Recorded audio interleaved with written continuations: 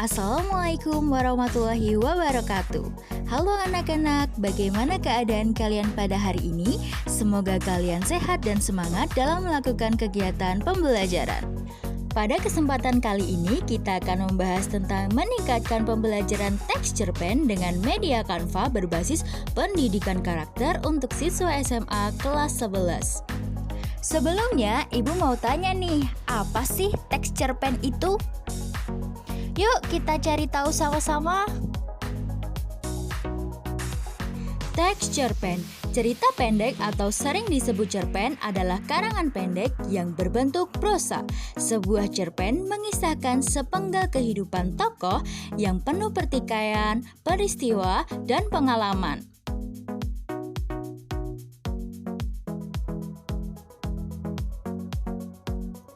Sama seperti bentuk prosa fiksi lainnya, teks cerpen juga bertujuan sebagai sarana penghibur bagi pembaca.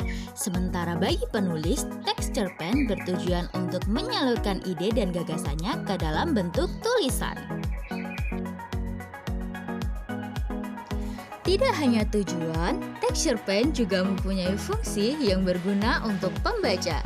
Yang pertama ada fungsi rekreatif, yang kedua fungsi estetis, yang ketiga ada fungsi didaktif, fungsi moralitas, dan terakhir fungsi religius. Setelahnya, kalian akan mengidentifikasi ciri-ciri teks cerpen. Yang pertama, bentuk tulisannya singkat dan padat. Jumlah kata kurang dari 10.000, sumber cerita dari kehidupan sehari-hari, penokohnya sederhana, penggunaan kata yang mudah dipahami, habis dibaca sekali duduk, dan mengandung pesan moral untuk pembaca. Teks cerpen dibagi menjadi 3 jenis. Yang pertama, cerpen pendek, terdiri dari 500 sampai 700 kata. Yang kedua, ada cerpen sedang, 700 sampai 1000 kata. Biasanya terdapat pada buku-buku pelajaran. Yang ketiga, cerpen panjang. Cerpen yang satu ini dibuat dengan panjang sekitar 1000 kata atau lebih. Berbicara tentang prosa fiksi akan kurang lengkap rasanya kalau kita tidak membahas struktur dari teks cerpen. Struktur teks cerpen terdiri atas abstrak, orientasi, komplikasi, evaluasi, resolusi, dan koda. Dalam pembuatan teks cerpen, struktur ini harus berurutan ya, agar tercipta sebuah teks cerpen yang mudah dipahami oleh pembaca. Kita masuk ke dalam aspek kebahasaan dalam teks cerpen. Aspek kebahasaan adalah penggunaan bahasa atau ciri bahasa yang digunakan dalam sebuah teks prosa maupun ilmiah. Aspek kebahasaan yang muncul berupa gaya bahasa dan kosakata. Gaya bahasa dan kosakata mempunyai hubungan erat dalam teks cerpen. Gaya bahasa itu apa sih? Gaya bahasa adalah pemanfaat kekayaan bahasa untuk memperoleh efek keindahan yang membuat sebuah prosa fiksi semakin hidup. Setelah memahami teks cerpen, kalian diharapkan dapat menemukan nilai-nilai kehidupan dari sebuah teks cerpen. Nilai-nilai kehidupan adalah pesan-pesan yang ingin disampaikan penulis kepada pembacanya. Bagaimana cara kita menemukannya? Dengan cara memahami seluruh isi cerita. Nah, selesai sudah penjelasan materi dan cara menemukan nilai-nilai kehidupan dalam teks cerpen. Apakah anak-anak masih bingung dalam memahami setiap materi? Namun sepertinya ada yang kurang dari beberapa materi yang disampaikan sebelumnya. Ya, benar. Dalam sebuah teks prosa pasti tidak lepas dari unsur-unsur pembangun teks.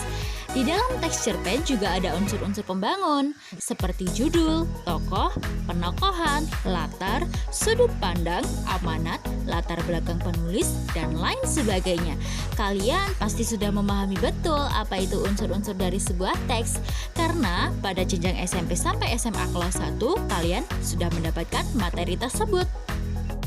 Oke, untuk menguji pengetahuan kalian tentang teks cerpen dan unsur-unsur pembangunnya, yuk kita coba tugas berkelompok berikut ini. Kali ini kita akan menggunakan model pembelajaran to stay, to stray, 2 bertamu dan 2 tinggal. Bagaimana caranya? Pertama, berkumpullah dengan teman sekelompok kalian yang terdiri dari 4 siswa.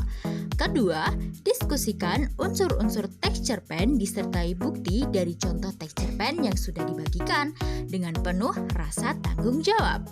Ketiga, dua siswa dari setiap kelompok silahkan berkunjung ke kelompok lain untuk mencari informasi atau mengkonfirmasikan hasil diskusi kelompok kalian dengan kelompok lain.